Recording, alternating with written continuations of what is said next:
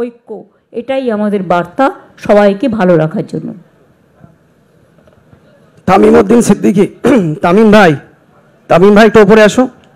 ভাই বড় ভাই একটু, ভাই ওপরে এসো। মেহেরা ভাই একটু ওপরে উঠে এসো, ওপরে উঠে আসেন। তামিম ভাই উঠে এসো।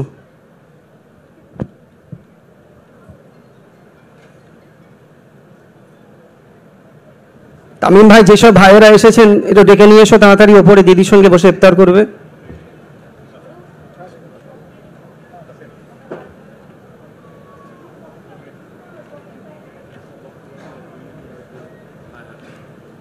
এখন বক্তব্য রাখবেন পীর আল্লামা ইমরান সিদ্দিকী সাহেব, একটু বক্তব্য রাখবেন।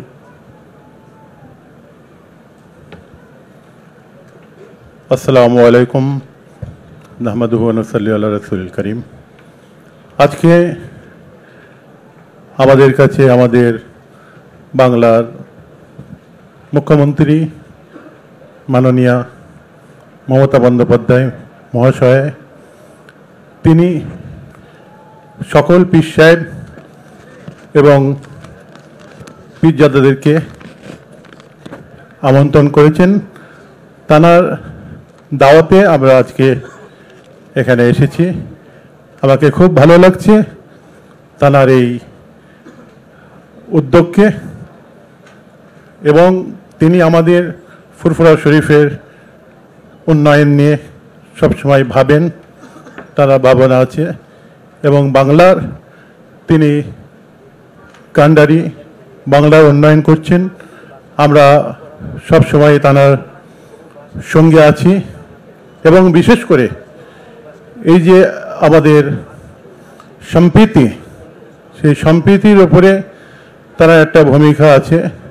আজকে এটা আমাদের রবীন্দ্রনাথ ঠাকুরের বাংলা, নজরুল ইসলামের বাংলা, এটা মুজাদ্দেদ জামান আবু বকর সিদ্দিকী রহমতুল্লাহ আলাইহির বাংলা, এটা ফাতে আলী ওয়াইসি রহমতুল্লাহের বাংলা।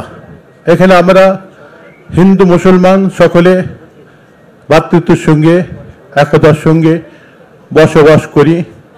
কিছু অশুভ আকাঙ্ক্ষী মানুষ আজকে সেই ভালোবাসার মধ্যে ফাটল ধরাবার চেষ্টা করছে। আজকে সেদিকে আমাদেরকে লক্ষ্য রাখতে হবে। আমাদের মাননীয় মুখ্যমন্ত্রী মহাশয় আমাদের বাংলায় সেই জিনিসটা তিনি মারাত্মকভাবে তিনি খেয়াল রাখেন। এখানে আমরা সকাল হলে হিন্দু মুসলমান খ্রিস্টান সকলে একসঙ্গে বসে আমরা চা পান করি।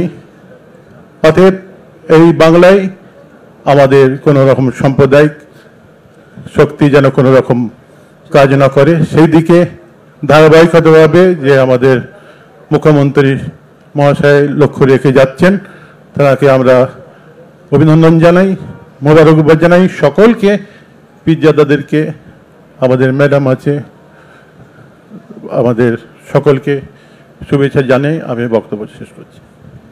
এখন বক্তব্য রাখবেন পীরজাদা সাফিরি সিদ্দিকী। চলে এসো তাড়াতাড়ি এসো, অল্প টাইম, খুবই অল্প টাইম। তারপর বক্তব্য রাখবেন আমার মেহেরা ভাইজান। আমি ফুরফুরা দরবার শরীফ পীর পরিবারের তরফ থেকে আমাদের মাননীয় মুখ্যমন্ত্রী আজকে ফুরফুরা দরবার শরীফে আমাদের পুরো পীর পরিবারকে সাথে করে নিয়ে ইফতারের মাহফিল করার জন্য আজকে আমন্ত্রণ জানিয়েছেন। তিনি আমাদের কাছে এসেছেন একসাথে দীর্ঘদিন পর ইফতার করার জন্য, এবং আমাদের দুঃখ, আমাদের সাথে কথাবার্তা বলার জন্য। তবে আমরা পীর পরিবারের তরফ থেকে তেনার জন্য দোয়া চাই, আল্লাহ পাক যেন তেনার হায়াত কিসমতকে বাড়িয়ে দেন। যেভাবে তিনি অসহায়দের পাশে দাঁড়াচ্ছেন, দেশ দশের সেবা করছেন, আল্লাহ পাক তেনাকে দেশ দশের সেবা করার আরো তৌফিক দান করেন। বিশেষ করে এখানে কথা বলার আমার তেমন কিছু নাই, তবে আমি আমার দিদির কাছে এটুকু আমি অনুরোধ করব যে ফুরফুরা দরবার শরীফের পীর পরিবারের তরফ থেকে আপনি যথেষ্ট বাংলার জনগণের পাশে আপনি দাঁড়াচ্ছেন, জনগণের সেবা করছেন, এবং তার সাথে সাথে ভারতবর্ষের দ্বিতীয় তীর্থভূমি ফুরফুরা দরবার শরীফে আপনি কোটি কোটি টাকা বরাদ্দ করছেন আপনার অনুদানে। আমাদের এখানে হসপিটাল 100 বেডের তৈরি হয়েছে এবং আলিয়া ক্যাম্পাস তৈরি হয়েছে। এই যে মেহমানখানায় আমরা আজকে হাজির হয়েছে, মেহমানখানা তৈরি হয়েছে এবং ফুরফুরা সিনিয়র মাদ্রাসা একটা 5 তলা একটা ক্যাম্পাস তৈরি হয়েছে, কিন্তু সেগুলো এখন উদ্বোধন হয়নি। তবে আমি আশা রাখবো খুব তাড়াতাড়ি দিদি এগুলো উদ্বোধন করবেন এবং তার সাথে সাথে আমি আরো আশা রাখবো যে দাদা পীর রহমতুল্লাহ আলাইহের নামে একটা ইউনিভার্সিটি যেন খুব দ্রুত ব্যবস্থা করা যায়, সেদিকে আপনি খেয়াল রাখবেন।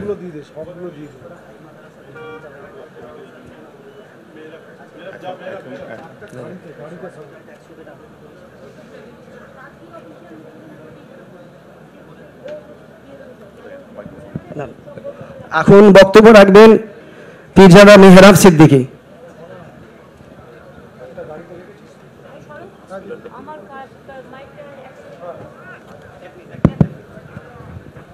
না, আমি শুনলাম অনেক কিছুই পড়ে হয়ে গেছে কিন্তু উদ্বোধন করা হয়নি। আমি ডিএম সাহেবাকে বলবো যে প্রত্যেকটা উদ্বোধন আমি আজকের দিনে, আজকে আবু বকর সাহেবের মৃত্যু দিবস এবং ফুরফুরা শরীফের আজকে একটা স্মরণীয় দিন, আমি আজকের দিনে সাক্ষী রেখে এই সবগুলোকে আজকে উদ্বোধন করে দিলাম। আর বাদবাকি হসপিটালটা পুরো হয়ে গেলে তখন আমি বলবো। আর এখানে আমি একটা পলিটেকনিক কলেজ করার কথা আমার বলেছিল, যাতে ছেলেমেয়েরা স্কিল ট্রেনিং নিতে পারে, সেটা আমি প্রসেস করব, সেটা দাদার নামে করে দেবো। হ্যাঁ, আবু বকর সিদ্দিকীর নামে। আর একটা বাস স্ট্যান্ডের কথা বলেছে, তুমি এই দুটো প্রপোজাল আমাকে দিয়ে পাঠিও। অনুপের সাথে কথা বলে নাও। না, জাঙ্গিপাড়া না, তুমি জাঙ্গিপাড়া যা হচ্ছে হতে দাও। একটা বাস স্ট্যান্ড আর একটা, হ্যাঁ, ওদের লক্ষ লক্ষ লোক তো বিভিন্ন জায়গা থেকে আসে, সতীর্থরা। একটা বাস স্ট্যান্ড আর একটা পলিটেকনিক কলেজ। হ্যাঁ,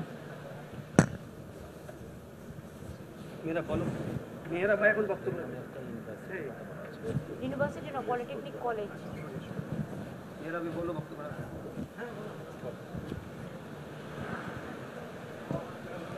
আসসালামু আলাইকুম and good evening everyone. আজ আমাদের মধ্যে উপস্থিত হয়েছেন রাজ্যের সুপ্রিমো তথা আমাদের অভিভাবিকা শ্রীমতী মমতা ব্যানার্জি মহাশয়া। তাকে আমরা পীর সাহেব এবং পীরজাদাদের পক্ষ থেকে আন্তরিক স্বাগত জানাই, অভিনন্দন জানাই। আজ পীর আবু বকর সিদ্দিকী রহমতুল্লাহ আলাইহি, যার এই পবিত্র ভূমি, যিনি যুগ তথা সমাজ সংস্কারক, জাতি ধর্ম বর্ণ শ্রেণী গোষ্ঠী সম্প্রদায় নির্বিশেষে তার যে বিশাল কর্মকাণ্ড ইতিহাস তার সাক্ষ্য দেয়, তারই এই পবিত্র ভূমি ফুরফুরা শরীফে বারবার আমাদের মধ্যে এসেছেন বিভিন্ন কার্যকলাপের শুভ সূচনা করতে, যেগুলো আমাদের রাজ্যের মুখ্যমন্ত্রীর দ্বারা ইতিপূর্বে সংগঠিত হয়েছে। তার মধ্যে আজও আমরা সুখবর, আমি আগের দিনই প্রেস করে বলেছিলাম যে আমাদের এখানে যে সমস্ত জিনিসগুলো চালু হয়ে গেছে, মানে শেষের পথে একেবারে, আলিয়া ইউনিভার্সিটি ক্যাম্পাস বলেন, এই গেস্ট হাউস যেখানে আমরা বসেছি, বা 100 বেডের হসপিটাল বলেন, বা আরো অনেক কিছু, বা এরপরেও আমাদের যে সমস্ত কর্মকাণ্ডগুলো থাকবে, কাজ থাকবে, দাবি থাকবে, একটা গভর্নমেন্টের কাছে আমাদের যেটা থাকা উচিত সেগুলো ফুলফিল হবে। এগুলো আপাতত হয়ে গেছে, তার মুখ থেকেই শুনলাম, তার সূচনা তিনি করলেন। এবার টেকনিক্যালি সেগুলো কিভাবে চলবে তার টিম নির্ধারণ করার দায়িত্ব টেকনিক্যাল টিম নিশ্চয় নেবে। আরো বিশেষ করে আমরা বিস্তারিত আলোচনা করব না, যেহেতু ইফতারের জন্য দিদি আমাদেরকে আমন্ত্রণ জানিয়েছেন, আমরা সকলে এসেছি। সমস্ত পীরজাদারা আমরা উপস্থিত হয়েছি, বয়োজ্যেষ্ঠ পীর সাহেব তাঁরাও আশীর্বাদ করছেন, অনেকে আসতে পারেননি, তারাও তার জন্য আশীর্বাদ করেন সবসময়। আমরাও তার দীর্ঘায়ু কামনা করি, তিনি সবসময় সুস্থ থাকেন, এই কামনাই সবসময় আল্লাহর কাছে আমরা করি। আমাদের আজ বিশেষত তিনি এখানে এসেছেন আমাদের মধ্যে, আমরা পরবর্তীতে তার সঙ্গে আমাদের কথাবার্তাগুলো কোনো মাধ্যম দিয়ে নয়, তার ঠিক করে দেওয়া মানুষের দ্বারা আমরা তার কাছে পৌঁছাতে পারি। এই প্রত্যাশা রাখি আমরা সকলে পীর সাহেব পীরজাদাদের পক্ষ থেকে। কারণ আমরা ফুরফুরা শরীফ এমন এক তীর্থভূমি যার পাশেই 8 কিলোমিটার দূরে আমাদের সারদা মায়ের আঁতুরঘর, এখান থেকে 12 কিলোমিটার দূরে মা রাজবল্লভী মায়ের মন্দির, এখান থেকে 17 কিলোমিটার দূরে বাবা তারকনাথের মন্দির, এখান থেকে কিছু দূরে গেলে ব্যান্ডেল চার্চ আমরা দেখতে পাই। এক কথাই বলি, আমরা সারা বাংলা, সারা ভারতবর্ষে আমরা বাস করি, কোথায় যেন নিজেদের আইডেন্টিটি বাঙালি বলে বলতে আমাদের বেশি ভালো লাগে। কারণ এই যে ডাইভার্সিটি অফ বেঙ্গল, যেটা আমাদের বৈচিত্র্যের যে বাংলা, যার ভাবমূর্তি এবং সবকিছু মানে ঠিক রাখার জন্য যাকে সেও গ্রেড দিই, তিনি হচ্ছেন none other than our chief minister Shrimati Mamata Bandyopadhyay মহাশয়া। অতএব আর আমি বিস্তারিত বলবো না। আমাদের মধ্যে আমাদের সিনিয়র মোস্ট চাচাজিরা এসে পৌঁছেছেন, পীর সাহেবরা আমাদের মধ্যে এসেছেন। জনাব হজরত পীর হাসান সিদ্দিকী সাহেব এসেছেন, আমাদের মধ্যে উপস্থিত হয়েছেন হজরত পীর ইদরিস সিদ্দিকী সাহেব, তাদেরকেও আমাদের এই মঞ্চে আহলান সাহলান জানাই। আহলান সাহলান, মারহাবা।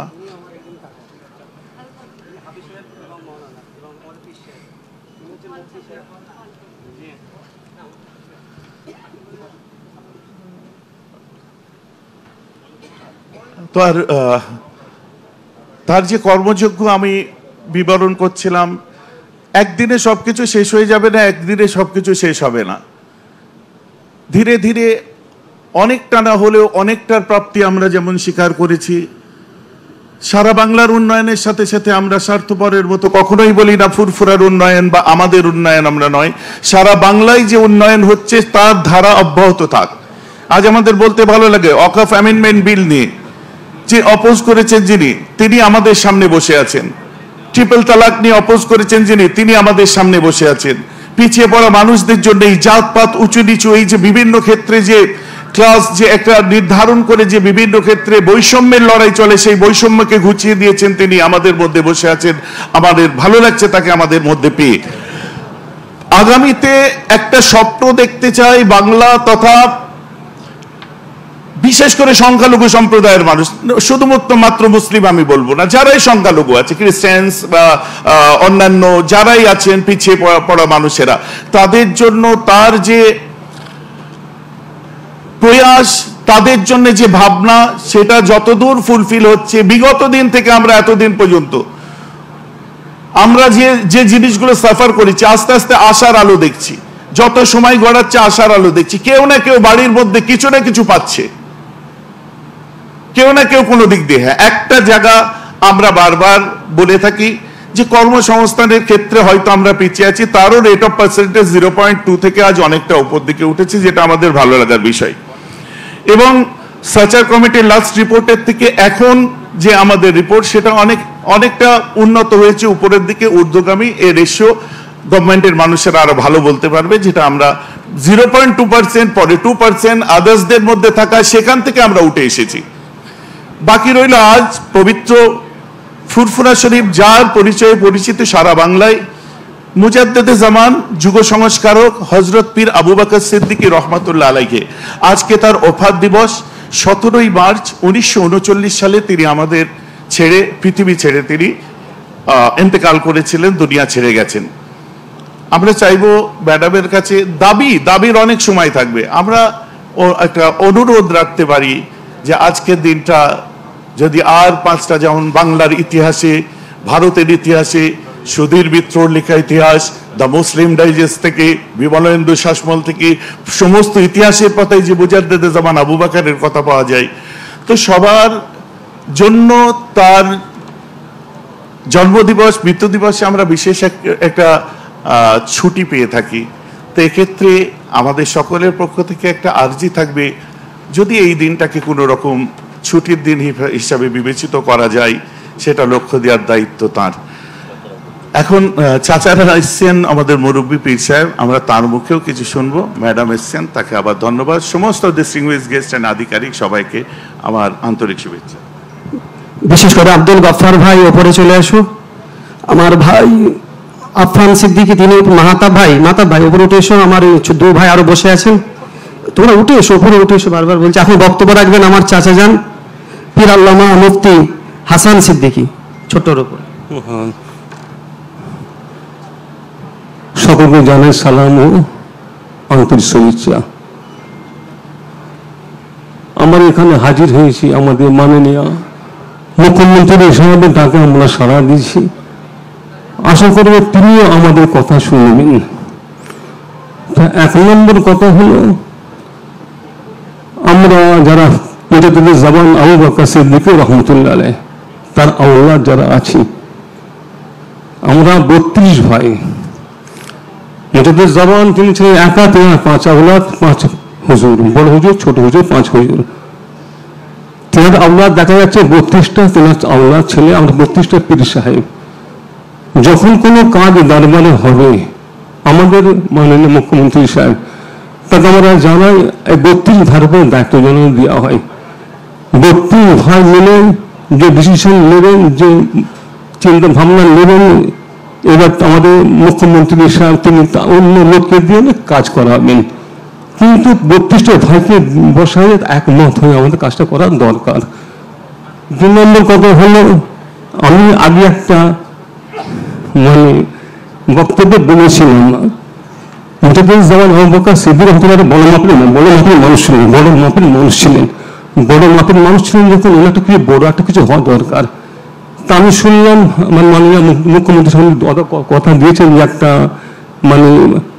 ইউনিভার্সিটি হোক বা কলেজ হোক একটা করে দেবেন, আবু বকরিয়া, পীর আবু বকরিয়া ইউনিভার্সিটি বা পীর আবু বকরিয়া কলেজ। এটা একটা আমরা মনে করি অবশ্যই হওয়া দরকার, যেহেতু উনি বড় মাপের মানুষ ছিলেন। একটা কিছু একটা বড় কিছু একটা করে দেখানো দরকার, মুখ্যমন্ত্রী সাহেব আমার বলার উদ্দেশ্য, একটা বড় কিছু করে দেখানো দরকার। ঠিক আছে, এখানে সংক্ষেপে বক্তব্য রাখলাম, এখানে শেষ করলাম।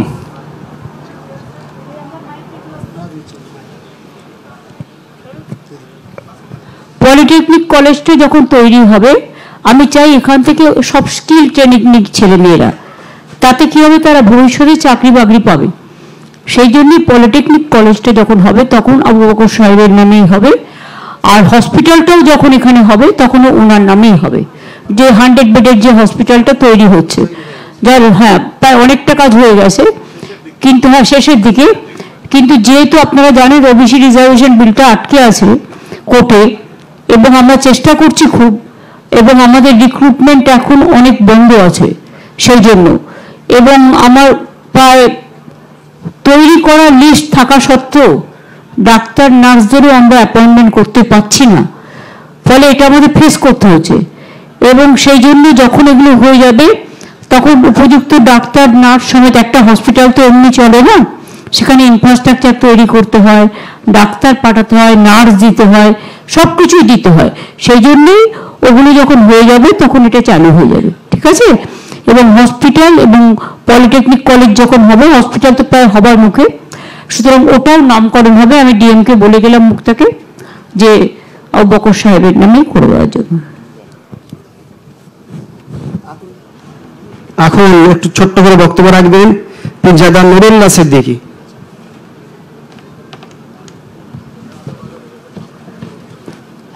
जो भारतवर्ष के हर ब्लॉक, हर गांव में आज भी जाओगे तो 2 झंडे लगे लोग मिलेंगे। तो इसलिए ये हमारे जो मुख्तार भाई हैं, हमारे कांग्रेस के नेता हैं, और इनका कोई भी अनुष्ठान होता है तो जाते हैं। और हम लोग भी अपने हिंदू धर्म का कोई अनुष्ठान अगर होता है, हम लोग बुलाते हैं तो उसमें ये जाते हैं।